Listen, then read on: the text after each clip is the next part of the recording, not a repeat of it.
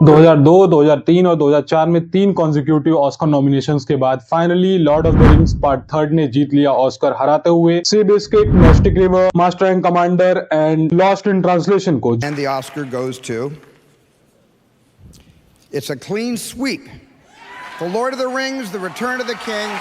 जो कि इसको बना देती है सेकंड मूवी सीक्वल जो कि ऑस्कर जीती हो। इससे पहले गॉडफादर पार्ट 2 ने ऑस्कर जीती थी and it was a remarkable thing, क्योंकि इकलौती ऐसी मूवी है जिसने पूरे के पूरे नॉमिनेशंस के ऑस्कर जीते एंड ये बहुत बेहतरीन मूवी है। अब बात वहीं आती है कि क्या आपको इसको देखना चाहिए या नहीं देखना चाहिए। तो ये पार्ट थर्ड अपने फ्रेंचाइजी की दोनों पार्ट की पहले स्टोरी आपको पता होनी चाहिए, तो आप थर्ड पार्ट समझ पाएंगे, नहीं तो नहीं समझ पाएंगे, क्योंकि Lord of the rings is a kind of movie जो कि एक स्टोरी लीनियर फॉर्मेट में फॉलो करती है, जो कि थर्ड पार्ट आके थर्ड इंस्टॉलमेंट में जाके इसकी ऑस्कर मिली। पार्ट 1 भी काफी अच्छी थी, पार्ट 2 भी काफी अच्छी थी, part third was like Oscar winning level. Part 1 भी नॉमिनेट हुई थी, पार्ट 2 भी नॉमिनेट हुई थी, लेकिन part third won the Oscar. So hello everyone and welcome to the channel. So आप लोगों में से जिसको नहीं पता हो, मैं बता दूं कि मैं एक ऑस्कर का ऐसे सीरीज चला रहा हूं जिसमें मैं ऑस्कर विनिंग मूवीज रिव्यू करता रहता हूं। अभी मैं 2004 की movie Lord of the rings return of the king पे पहुंचा हुआ हूं, जिसका मैं आज रिव्यू करने वाला हूं इस वीडियो में। एंड आपको बताऊंगा कि ये मूवी इतनी खास थी क्यों और ऑस्कर जीती कैसे, एंड क्या इसकी ग्राउंड रियलिटी थी और कितनी बेहतरीन मूवी निकल के आती है। Is it good just because की ऑस्कर जीती थी या फिर ये रियली एक अच्छी मूवी है। तो बात किया जाए इसके बारे में, तो लॉर्ड ऑफ द रिंग्स 3 की ये मूवी है, तो मतलब आपको पार्ट 2 एंड पार्ट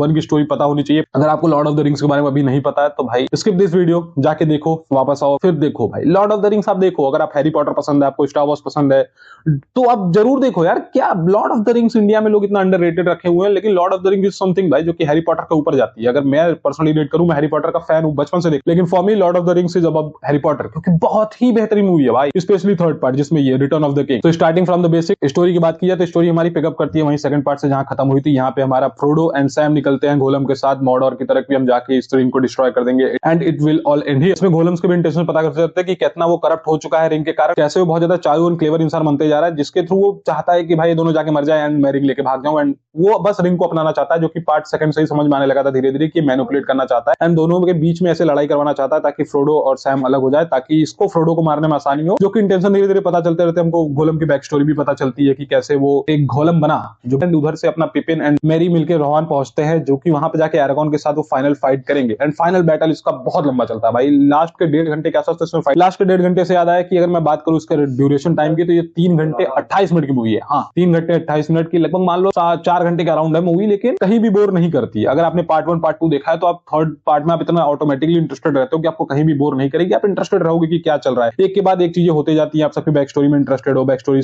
रिवील हो रही है, कैरेक्टर डेवलपमेंट्स और ज्यादा हो रहे हैं, कैरेक्टर ट्रेट्स निकल के बाहर आ रहे हैं। जितने लोग अभी तक सौरन को सपोर्ट कर रहे थे, अब धीरे धीरे निकल के आने लगे कि हमें सपोर्ट कर रहा हूं खुले में। एंड अब ये फाइनल बैटल है कि अब एपिक बैटल होगी फाइनल, और जो देखने में बहुत मजा आता है। And speaking about the battle scenes, मैं अभी तक बहुत क्यूरियस हूं कि इन्होंने ईयर 2000 के आसपास इतना तगड़ा इन्होंने शूट कैसे किया था भाई, क्योंकि भलुक से मूवी 2004 में आई हो, लेकिन तीनों part Lord of the Rings part 1 part 2 and part 3 तीनों कंसेक्यूटिव ईयर्स में आई थी, 2001 2002 2003। लेकिन अब इसकी प्रोडक्शन की कहानी या फिर प्री प्रोडक्शन जो होता है वो काफी लंबे टाइम से चल रहा हो। इतने लार्ज स्केल की मूवीज 2-3 दिन में नहीं बन जाती, बहुत ज्यादा टाइम लगता है। तो इसका जो पार्ट थर्ड की प्री प्रोडक्शन स्टार्ट हुई थी वो 2002 में स्टार्ट हुई थी, 2003 में जाके 1 साल तक इनका प्री प्रोडक्शन चला था, जिसके बाद जाके मूवी रिलीज हुई। तो ये बताता है कि मूवी पे कितना ज्यादा क्राफ्टमैनशिप लगा हुआ है एंड कितने ज्यादा डिटेल में इन्होंने काम किया है, तो जाके इतना हमको मास्टरपीस निकल के मिलती है। And speaking about the acting performances, अगर एक्टिंग परफॉर्मेंसेस में आपको लगता है कि लॉर्ड ऑफ द रिंग्स को मैं एक बैठा हुआ छोटा सा यूट्यूबर आपको बताना पड़े कि ओ लॉर्ड ऑफ द रिंग्स में एक्टिंग जो थी बहुत बढ़िया थी, तो आप फुद्दू हो गए। अगर मैं बता रहा हूं कि भाई आप लॉर्ड ऑफ द रिंग्स का नाम सोचो, 11 ऑस्कर, इतने नॉमिनेशन, लोग फैन है भाई इंडिया में, just because Lord of the rings की उतनी फॉलोइंग नहीं है, लोगों को लगता है कि फुद्दू चीज है। नहीं भाई, जाके देखो, माना थोड़ा टाइम कंज्यूमिंग है, लेकिन अगर आप इसके वर्ल्ड से एक बार फेमिलियर हो गए तो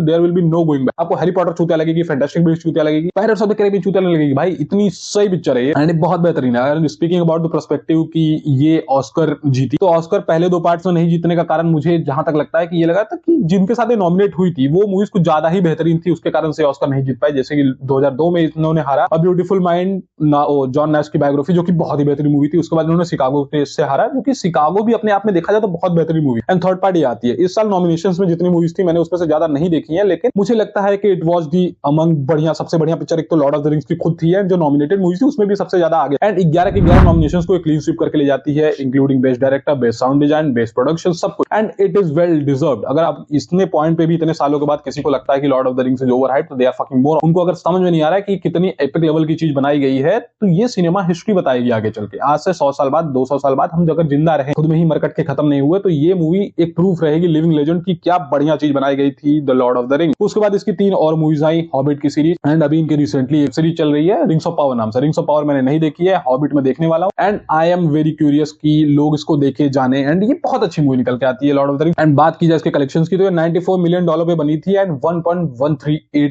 बिलियन कमाई थी। बिलियन होता है ना, बिलियन जो सुन के ऐसे लगता है कि भाई कमा लिए तो फिर खा पी के घर पे बैठ जाएंगे, नहीं। एंड इसमें मैं थोड़ा ऐसे स्पेशल बात करना चाहूंगा, थर्ड पार्ट में एक स्पेशल आदमी की एंट्री होती है, मतलब वैसे हो तो जाती है सेकंड पार्ट में। कार्ल अर्बन, भाई क्या बंदे ने परफॉर्मेंस किया है, मुझे नहीं पता था भाई, मैं देखने के बाद जाके पता किया कि वो कार्ल अर्बन है। एंड बाकी जो उनके नॉर्मल एक्टिंग्स कर ही रहे थे वो तो बहुत खास है। Gandalf is like Dumbledore before Dumbledore. मुझे गैंडोल्फ थोड़ा ज्यादा इसलिए डंबलडोर से पसंद आता है कि ही हैज दैट नो फक्स गिवन एटीट्यूड, जो कि Dumbledore is like your grandfather, जो कि तुमको ऐसे बहुत ज्यादा ऐसे क्लोजनेस एंड प्यार वाला फील देगा, लेकिन गैंडोल्फ इज लाइक नो फक्स गिवन, जो मैं करना चाहता हूं वही करूंगा, अभी लड़ाई होगी। तो गैंडोल्फ का कैरेक्टर ऑटोमेटिकली मुझे पसंद आने लगा था। एंड थर्ड पार्ट तक आते थे सारे कैरेक्टर्स में मैच्योर होते जाते, देखने में अच्छा लगता है। एंड कैरेक्टर डेवलपमेंट की बात की जाए तो स्पेशली मैं बात करना चाहूंगा पिपिन एंड सैम का। भाई सैम एंड पिपिन के कैरेक्टर में जो ऐसे कैरेक्टर डेवलपमेंट हुआ है ओवर द टाइम, वो सबसे एपिक देखने में लगता है। फ्रोडो के साथ भी कैरेक्टर डेवलपमेंट्स हुए हैं, लेकिन उतना ज्यादा वो प्रोमिनेंट पता नहीं चलता, क्योंकि Frodo was always the leader जो कि अपफ्रंट अपने आप को रख के से सैक्रिफाइस करने निकलता है। गोलम उसको मैनिपुलेट करता है तो थोड़ी ज्यादा और चीजें कॉम्प्लेक्स होते जाती है, लेकिन जिस तरीके से सैम और पिपिन का कैरेक्टर आगे जाके डेवलप होता है ये बहुत अच्छा देखने में लगता है। उधर से पिपिन भाई आगे चल के अपने जो फाइनल वॉर में पहुंचता है वहां पे उसके ज्यादा इंपॉर्टेंट रोल्स रहते हैं, वहां पे एक बहुत मैच्योर तरीके से थॉट अपने प्रोवोक करता है एंड काफी अच्छे से डिसीजंस ले पाता है, वो काफी अच्छा लगता है। एंड इधर सैम को अबैंडन कर देता है फ्रोडो एंड उसके बाद भी वो उसके पीछे जाता है, बचाता है, इंटेंसिटी बढ़ते जाती है, तो दिखाता है कि सैम को कुछ नहीं चाहिए, वो अपनी दोस्ती के लिए यहाँ पे आया था एंड ही वैल्यूज दैट, और उसको उसी दोस्ती की इज्जत है, जो कि अपने आप में देखने में बहुत ही बेहतरीन पूरी निकल के आती है। Lord of the ring part 3, इसके बारे में बात करने के लिए बहुत सारी चीजें, 3-3.5 घंटे की मूवी है। आपको लग रहा है मैं अगर 5-6-10 मिनट की वीडियो बना के आपको बता दूंगा कि कितनी एपिक एंड ग्रैंड लेवल की मूवी थी, तो इट इज नॉट पॉसिबल। अगर आपको देखनी है तो आप जाके जरूर चेकआउट करें लॉर्ड ऑफ द रिंग्स। अगर आपने अभी तक नहीं देखा है तो आई विल हाईली रिकमेंड आप जाके जरूर चेकआउट करिए। So that's it, that was the video guys. अगर आपको वीडियो पसंद आई है तो लाइक, कमेंट और सब्सक्राइब करके जरूर बताएं एंड